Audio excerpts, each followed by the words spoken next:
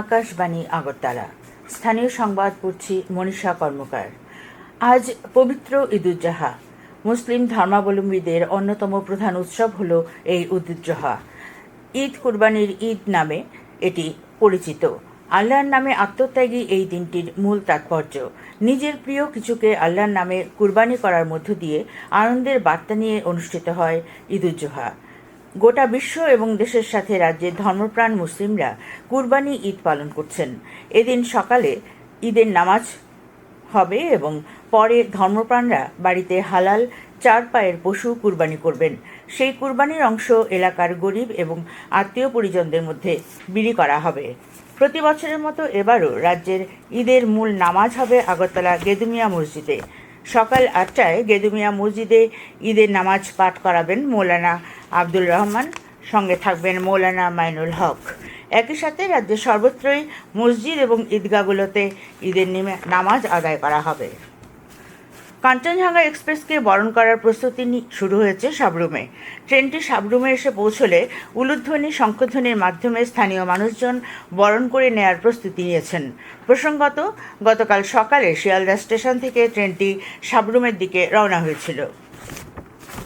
Police সদর দপ্তর গতকাল এক বিবৃতিতে জানিয়েছে, সামাজিক মাধ্যমে রাজ্যের বিভিন্ন কিছু এলাকা থেকে বেশ কিছু মানুষ নিখোঁজ হয়ে যাওয়ার গুজব রটানো হচ্ছে। বিবৃতিতে আরও বলা হয়েছে, কিছু মানুষের নিখোঁজের অভিযোগ পাওয়া গেলেও এর বেশিরভাগ উদ্ধার করা হয়েছে, বাকিদের খোঁজ চলছে। এ বিষয়ে আতঙ্কিত হয়ে গুজব না রটাতে আবেদন জানিয়েছে পুলিশ সদর দপ্তর। বিধায়ক দীপঙ্কর সেন গতকাল সন্ধ্যায় বিলোনিয়া বিধানসভা এলাকার বল্লামুখ সুভাষনগর এলাকায় গিয়ে স্থানীয় 14 দেবতা মন্দির প্রাঙ্গণে গ্রাম প্রধান শঙ্করী সরকার সহ এলাকার অন্যান্য মানুষজনের সঙ্গে এক সভায় মিলিত হন। গ্রাম প্রধান ও স্থানীয় মানুষজন এলাকার মূল রাস্তাটির সংস্কার এবং আশ্রমের উন্নয়নে বিভিন্ন প্রস্তাব তুলে ধরেন। তিনি জানান, বিলোনিয়া রাজনগর সড়ক থেকে সুভাষনগর হয়ে উত্তর ভারতচন্দ্রনগর পর্যন্ত যে রাস্তাটির সংস্কার এবং প্রশস্তীকরণের জন্য 1 মাস আগেই মুখ্যমন্ত্রীর কাছে প্রস্তাব পাঠিয়েছেন। 14 দেবতা বাড়ি উন্নয়নে তিনি বিধায়ক এলাকা উন্নয়ন তহবিল থেকে অর্থ বরাদ্দ করার প্রতিশ্রুতি দেন।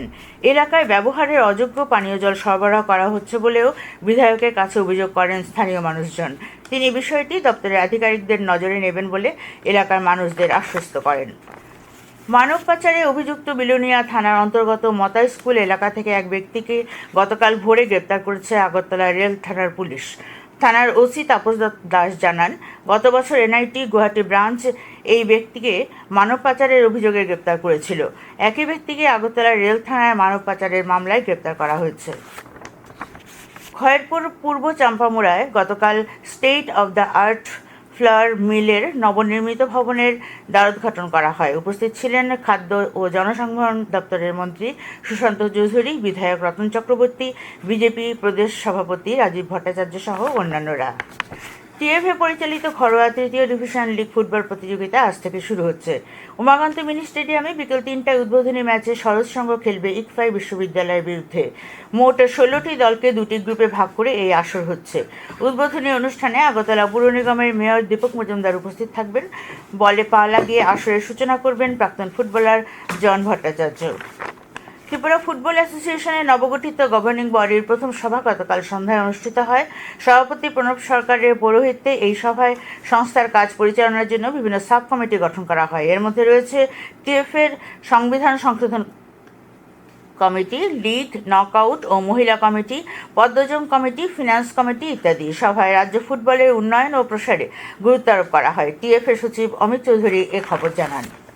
আবহাওয়ার পূর্বাভাসে জানানো হয়েছে, রাজ্যে আকাশ প্রধানত মেঘলা থাকবে। বিভিন্ন এলাকায় বজ্রসহ বৃষ্টিপাতের সম্ভাবনা রয়েছে। ধলাই, ঊনকোটি ও উত্তর জেলায় ভারী বর্ষণের সম্ভাবনা রয়েছে। দিনের সর্বোচ্চ তাপমাত্রা 33 ডিগ্রি ও সর্বনিম্ন 23 ডিগ্রি সেলসিয়াসের আশেপাশে থাকবে।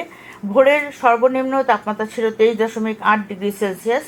গত 24 ঘন্টায় বৃষ্টিপাতের পরিমাণ ছিল 36.1 মিলিমিটার।